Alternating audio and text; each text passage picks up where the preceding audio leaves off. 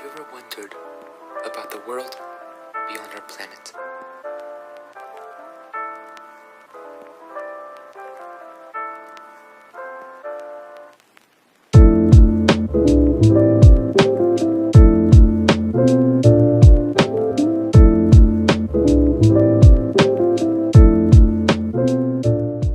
I remember quite precisely what got me into astronomy, and it was that one snow camping night that I saw the sea of stars that really made me fall in love with space and everything that's in it.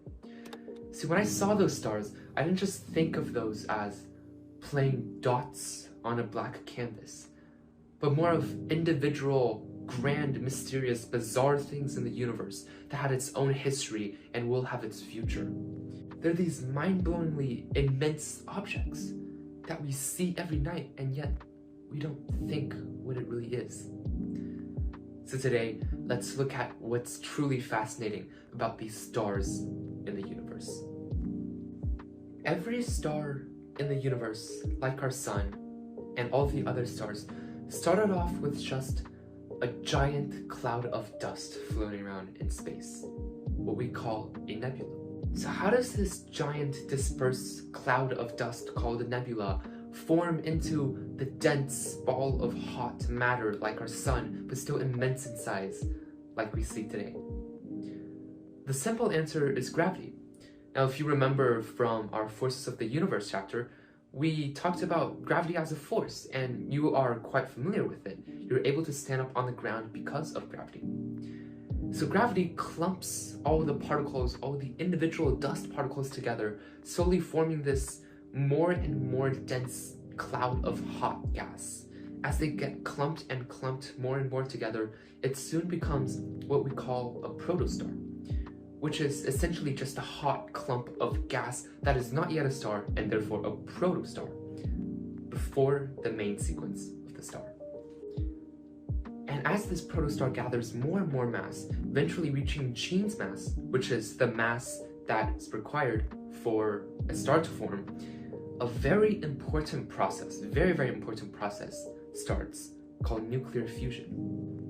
You might have heard of the process of nuclear fusion of something like one element and another element gets crushed together, or just one atom and another atom of the same kind gets crushed together to form a new, heavier atom of a different element. Well, here's the problem. For example, in our star, we first have hydrogen, and these hydrogen have to form helium through the process of nuclear fusion. But hydrogens have only one proton particle, and if you remember, a proton particle is just a positively charged particle. And so 4 of these hydrogen atoms come together to form helium. But helium has 2 protons and 2 neutrons. But by common sense, 4 protons from the 4 hydrogen atoms should form 4 protons within an atom, right?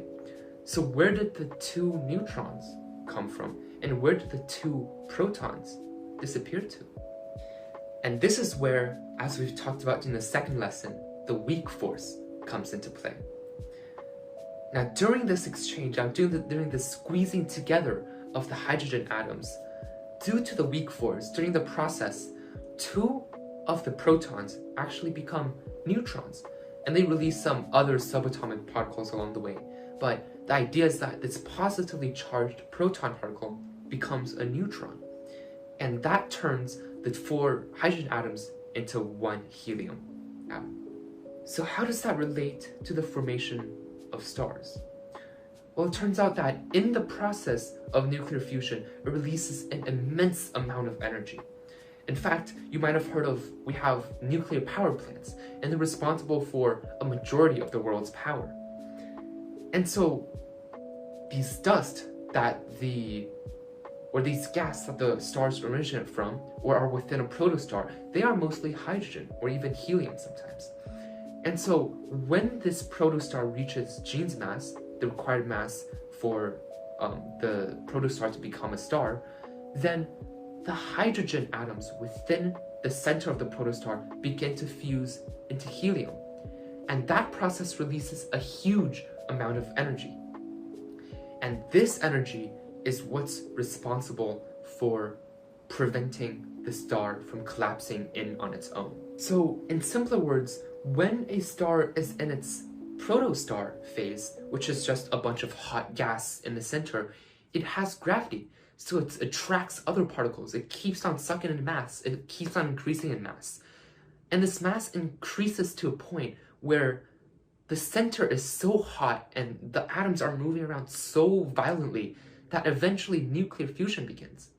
And when this nuclear fusion begins, it's like an energy, it's like a force that repels outwards, that prevents any more mass from being collapsed in on its own, on this protostar. It prevents the star from collapsing in on its own again, and therefore becoming a star. Okay, so now we have this star in the middle, and we have a bunch of remnant gas just floating around, orbiting the star. So where do those gas go? I mean, we look up every day and we don't see a bunch of gas just orbiting our planet or orbiting the sun. In fact, those gas eventually become planets, similar to how they become stars.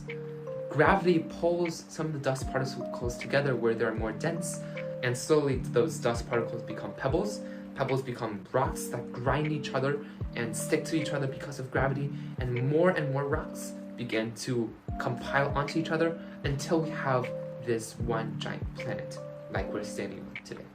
So we're standing basically on stardust, the same material that formed the sun, although it's a different element, but it's the same origin. And in fact, we're all made from stardust.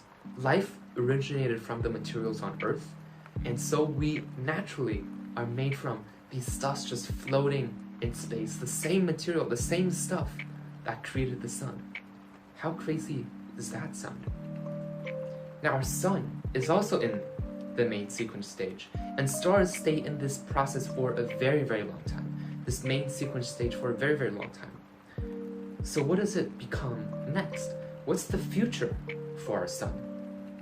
Now our star is in a stable form. So in other words, the star has reached the main sequence stage. Well, if you remember, we said that the only thing that's keeping the star from collapsing in on its own is this outward pressure of hydrogen forming into helium in the core of our sun, or just any star. And now in this red giants or supergiants, because the pressure is so great and the temperature is so high, in these cores, they begin to fuse into new elements, into heavier elements, and they begin to form heavier and heavier elements until they're not able to form any new elements because the temperature is not high enough. Now, usually if a star is massive enough, they stop at iron. They have to stop at iron because iron is the most stable element there is. Okay, so now we've run out of fuel in the core again. And like our formation into the supernova, the star again collapses rapidly, very fast. The core collapses, and so the whole star collapsed in on its own very quickly. And in this collapse, because it's so quick, shock waves of nuclear energy from the nuclear fusion burst out, and stars for smaller mass, like our sun, they become a white dwarf. The stars collapse in on its own, forming this dense matter and spewing out some nebula dust along the way, and form this Earth-sized white dwarf. But for more massive stars, that's a totally different story.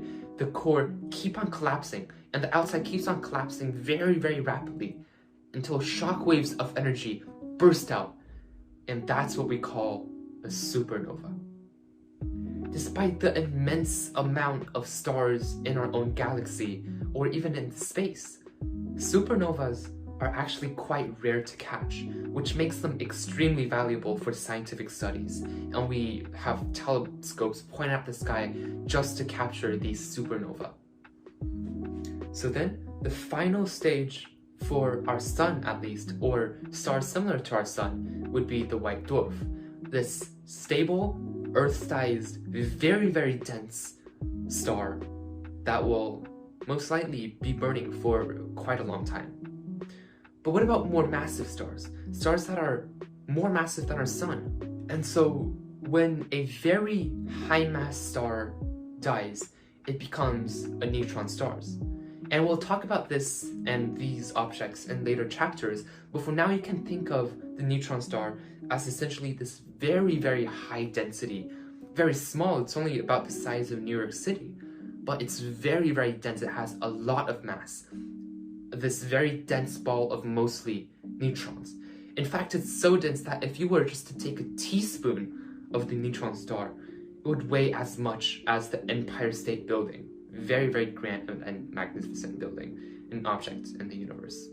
Now, for very, very high mass stars, even with mass higher than neutron stars, it would become the ultimate black hole. This void. From what we know and what we guess, they are essentially the singularity. They have no volume, but they're extremely, extremely massive. You might know that not even light can escape a black hole, and that is true. Even if we take a spaceship the speed of light, which is incredibly fast, and speed it within what we call the Schwarzschild radius of the black hole, it would not be able to escape the black hole's poles. But because black holes are so bizarre, we currently know very, very little about black holes. And that is the long, long cycle of stars. To us, it might seem a process of a very, very long time, but to the universe and to the scale of the universe, it's almost just the blink of an eye. And that sort of tells us how trivial we are compared to the grand scheme of the universe. Even stars, these immense and very bizarre, magnificent objects, are so insignificant compared to the whole of the universe.